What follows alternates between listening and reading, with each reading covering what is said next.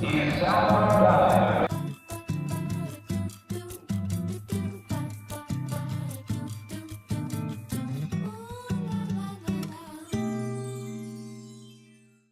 大家好，我是叮当狗，欢迎你回到我的狗窝哦。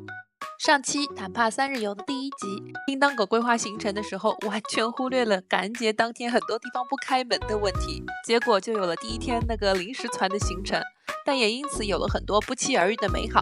我们去转了世界雪茄之都 Ybor City， 在坦帕市中心的滨河步道上惬意散步。下午去著名的白沙滩 Clearwater Beach 玩沙子、捡贝壳、赏日落，还没看的宝子欢迎去回看哦。昨天这么一顿自由发挥，原本规划好的行程都被打乱了。这第2天咱们就将错就错，来个博物馆日吧。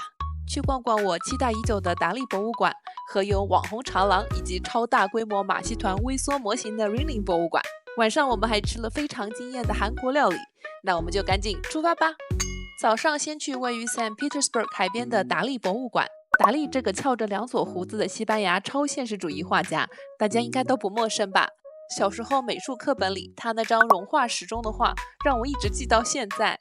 周杰伦最伟大的作品 MV 里还致敬了达利，所以这次来坦帕发现有达利博物馆以后，我就一直很期待过来逛逛。达利博物馆一般入场的成人门票是32美金，如果要进穹顶建筑里面观看达利 Alive 360的话，要加付15美金。建议大家确定要看达利360的话，连带门票一起提前在官网订票，因为它一天只有5场，有些时间段的票可能会售罄。另外，周4下午5点以后入馆的话是有特价票的。博物馆停车要另收10美金。进博物馆之前还有个简单的安检，需要排一会儿队。已经订好达利360场次的话，记得多预留点时间。这里提醒一下大家，进博物馆是不可以带有延长感功能的拍摄设备的。一进门，先是看到达利周边的纪念品店，再往里走是博物馆的咖啡。早知道这里有咖啡，我们也不用一早急急忙忙吃了早饭赶过来了。在这个圆形玻璃结构的挑高空间里，尝尝西班牙主题的轻食应该是蛮不错的。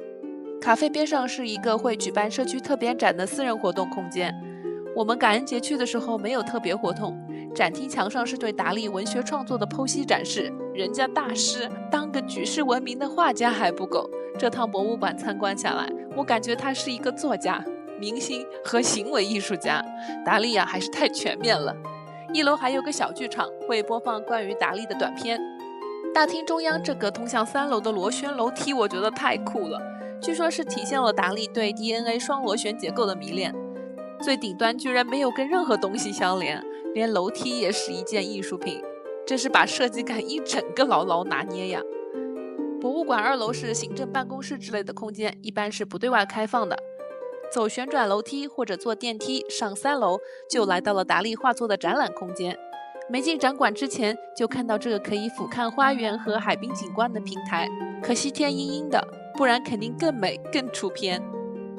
达利博物馆的馆藏包括2000多件达利在各个时期的作品，比如油画、原创素描、书籍插画、版画、雕塑、照片、手稿等等。墙上这幅像素林肯画像就非常吸睛，远看隐约能看出是林肯，走近了看却是达利妻子卡拉的背影，厉害哦！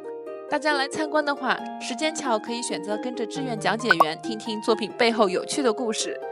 如果喜欢按自己节奏欣赏的，也可以按照墙上的指示下载 App 自己听音频讲解，自由参观。我还发现了一个很牛的跟作品互动的方式，找到展馆里介绍栏有 AR 字样的作品，用手机扫描上面的2维码，再把相机镜头对准画作，你就会得到一幅动起来的画，有意思。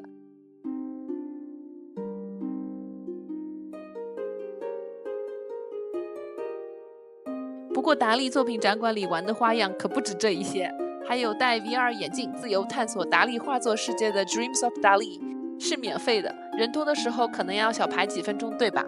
戴上眼镜以后就可以沉浸式的进入达利描绘的世界，探索那些奇特而神秘的小角落，也是一种很新奇的体验，很不错。感觉达利博物馆在互动体验上是下了功夫的。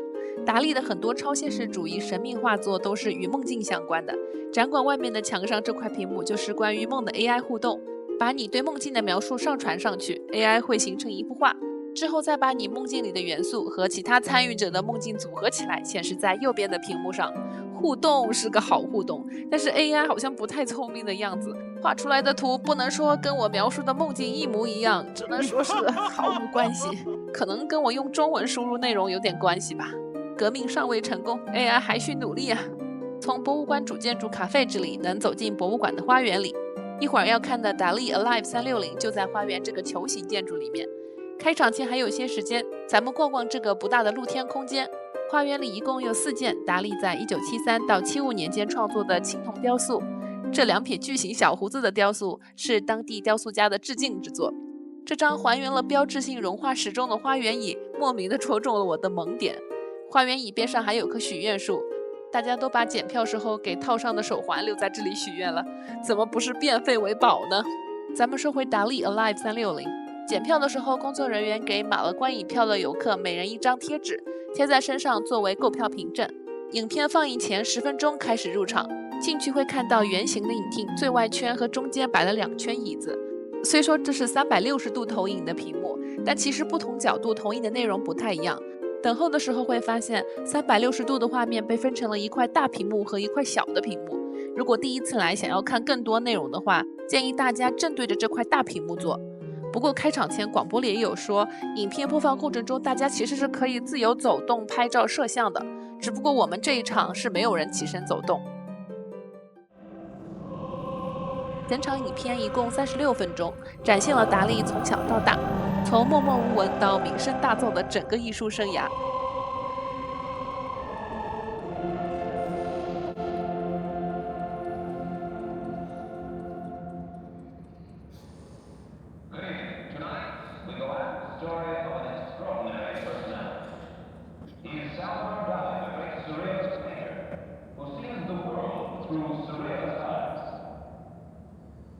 Tell me this, what do you think will happen to you when you die? Mas eu não acredito mais, né? You will not die? Não acredito em geral até talvez não. 达利出生在西班牙，在他之前父母有过一个孩子，但是夭折了，所以达利出生之后一直活在去世哥哥的阴影里，一度认为自己是死去哥哥的复制品。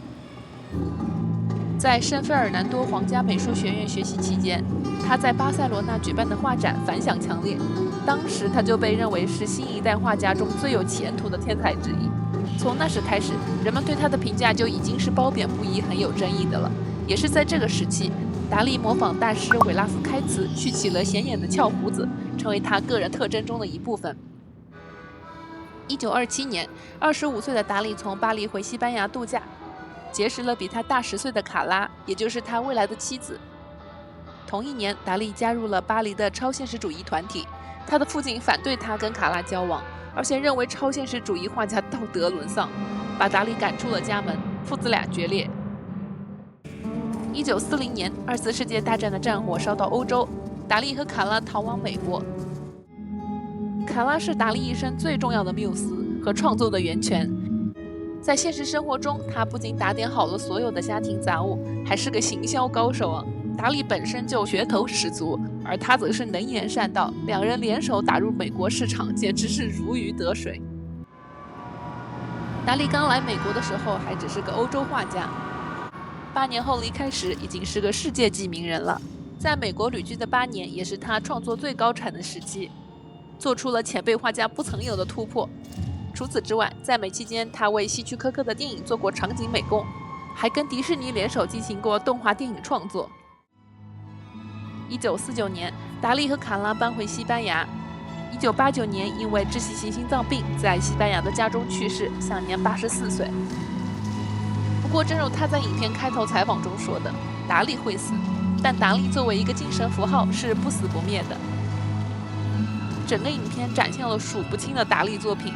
画上的人物物件还会随着音乐活动起来，让你即使没有时间在博物馆一幅一幅的观看画作，也能被它天马行空、怪诞又神秘的艺术深深吸引。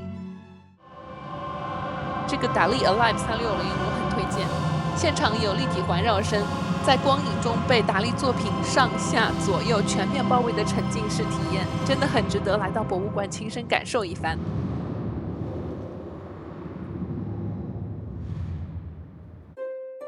走之前最后逛逛，据说是世界上收集最多达利相关周边的纪念品店，确实还蛮好逛的，种类非常多。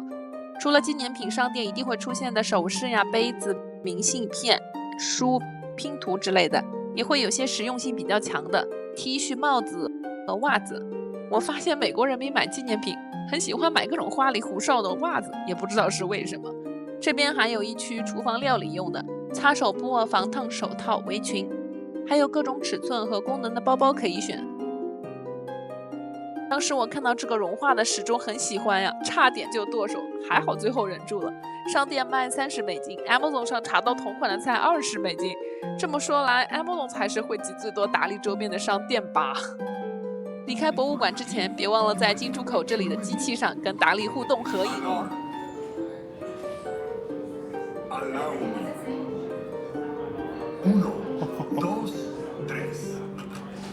下一站，咱们开车1小时到位于 Sarasota 的网红博物馆 Ringling Museum。这天气真是让人捉摸不透，开在路上大雨滂沱的，连路都快看不清了。到博物馆这里居然还小出了一会儿太阳，老天爷这是在逗我玩呢吧？不过这阴晴不定的时候，逛博物馆应该是最保险的行程了。我们这不是歪打正着了吗？ Ringling 博物馆外面有一个很大的免费停车场，给他点赞。博物馆入口这个门头就很好看，给咱的期待值一下拉高了。跟达利博物馆比起来，这里的面积大非常多，主要分成3个区域。进门左手边这一片建筑是由网红出片长廊的艺术博物馆，右手边的2栋建筑是马戏团博物馆，最里面这栋是 Ringling 夫妇奢华的冬季度假豪宅。只参观左右2边艺术和马戏团博物馆的话，成人门票是$30，要窥看富豪豪宅的话，那就得再加$15了，而且还有时间段的限制。那么这个 Ringling Museum 的 Ringling 到底是什么来头呢？ John Ringling， 世界3大马戏团之一，林令马戏团老板， Ringling 5兄弟的其中一位。现在博物馆所处的地方就是他捐给佛州政府的。来之前朋友就极力推荐了马戏团博物馆里的模型，买上门票，二话没说我们就直奔膜拜去了。这栋 Tiebols Learning Center 是模型制作者 Howard Tiebols 本人捐赠$1000多万建造的。Howard 也是个大神外加奇人。进门往里走有个小影厅，播放有关马戏团模型和 Howard 的介绍。影片不算长，推荐大家看看，了解更多模型背后的故事。走进模型展厅里，我整个人被震撼到完全词穷，就智商仿佛回到了婴儿时期，只会在那里哇哇的感叹哦。Howard 绝对是细节控魔鬼吧？是什么样的精神状态能把这么多的细节都制作出来呀？整片模型不只是讲究大，真的是每一个细节都经得起推敲，每一个人物似乎都带着自己的故事。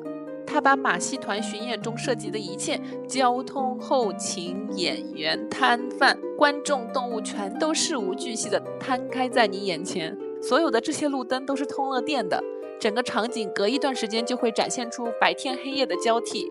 夜晚模式下，连水果店的棚子里都会亮灯哦。看得到的、看不到的地方全都不马虎，细节到让我直起鸡皮疙瘩。做出这片神级模型的 Howard Tiebols 本人是个成功的地板公司老板。7岁的时候，他曾经看到马戏团列车驶入小镇的情景，从此就在他心里种下了一颗种子。财富自由之后呢，他就花了超过50年的时间，手工制作了100万个部件来构建他的迷你马戏团。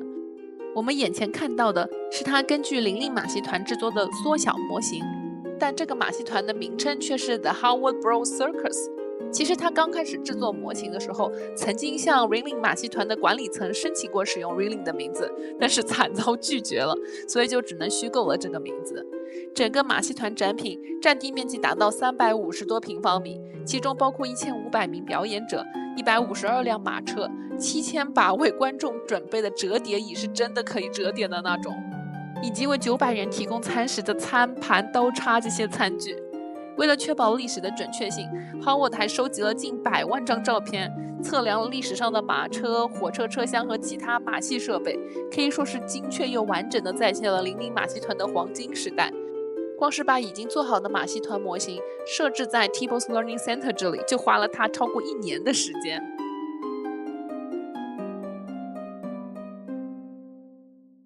上2楼能看到 Howard 的工作室，在他2022年去世之前，游客能看到他在工作室里制作新的模型。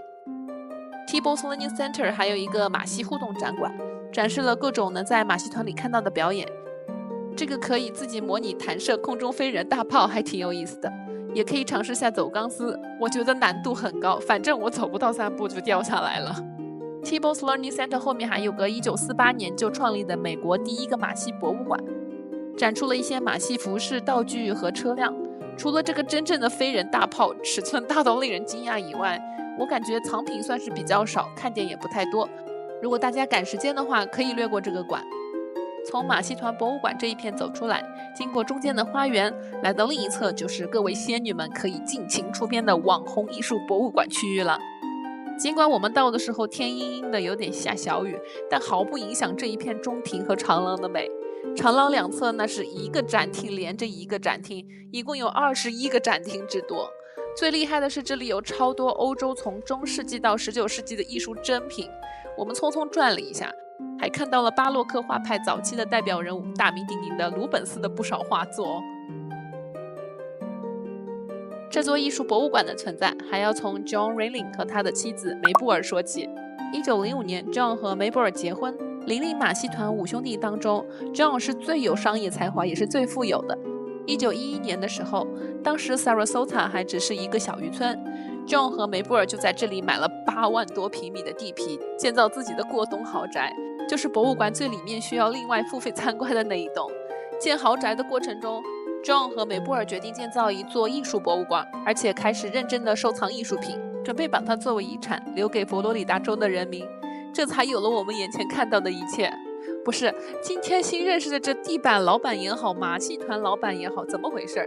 个儿顶个儿都为后世子孙考虑啊！这财富自由了以后，人的格局会变得这么大的吗？除了我们刚才看过的展馆，2016年 Rilling Museum 还开放了亚洲艺术馆。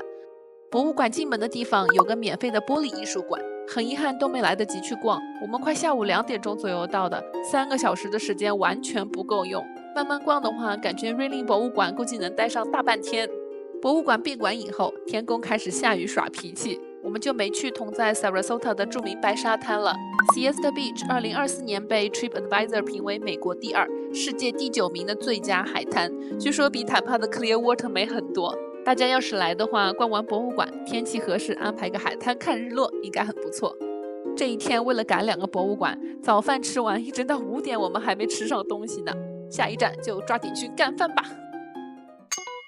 来到这家韩国料理店，谷歌评分很高，离坦帕机场也算近。经历了昨天感恩节没地儿吃饭的凑合，今天总算能坐在店里好好享用了。按照韩国料理店的惯例，坐下先送一排小菜，西兰花、泡菜、豆芽、酸萝卜丝和鱼饼。点了1菜1汤1饭，这一大盆大猪蹄子，卤过以后放凉切片的猪蹄肉 ，QQ 弹弹的，不咸，空口也好吃。要口味丰富一点的话，就蘸他敷的酱。比较稠的这一款有韩式辣酱和豆瓣酱混合的味道，微微的甜味。另外一个液体的葱味酱，我感觉太咸了。把猪蹄肉蘸上酱，包进这附送的生菜里，一口接一口，那是把肉给吃爽了呀。吃不了的部分我还兜着走了，拿回去配昨天剩下的美酒当宵夜。这道价格虽然高一点，但是肉量绝对可以的。下一道牛肉片石锅拌饭，顶上一颗煎蛋，很可惜不是流心的。下面的配料挺丰富，烤牛肉片、胡萝卜、白萝卜、菠菜、黄豆芽、香菇，一碗饭就把蔬菜全补齐了。饭上面没有事先浇酱，可以根据自己的口味适量加韩式辣酱，这样就不会太咸，蛮好的。全都拌匀糊了，大吃一口。牛肉片挺嫩，不会难嚼，搭配上各种蔬菜的爽脆和甜辣适度的酱汁，好吃。这碗牛肋骨汤呢是非常惊艳，乍看清汤寡水的，就是些蒜叶呀、粉丝、萝卜、鸡蛋之类的，但人家底下藏着很多大块的牛肋骨肉。这个汤头鲜是鲜的呀，有大蒜叶的香气，还有牛油带来的奶香味。看这块肉多肥，难怪牛油味那么香。不过肥肉炖得很软嫩，不会腻，外加我本来就喜欢吃带点肥肉的肉，吃起来那是老香了。外面下着雨，有点凉，这口汤一喝非常舒服。我们点的这3道菜我都很满意，这家韩国料理可以推荐给大家。好啦，这就是坦帕第2天博物馆日的所有内容啦。下期在坦帕的最后一天，要去超清澈的温泉河里划透明卡雅看海牛，还看到了绝美的日落和日出。那么我们下期不见不散啦！我是叮当狗，喜欢我的视频记得关注订阅哦。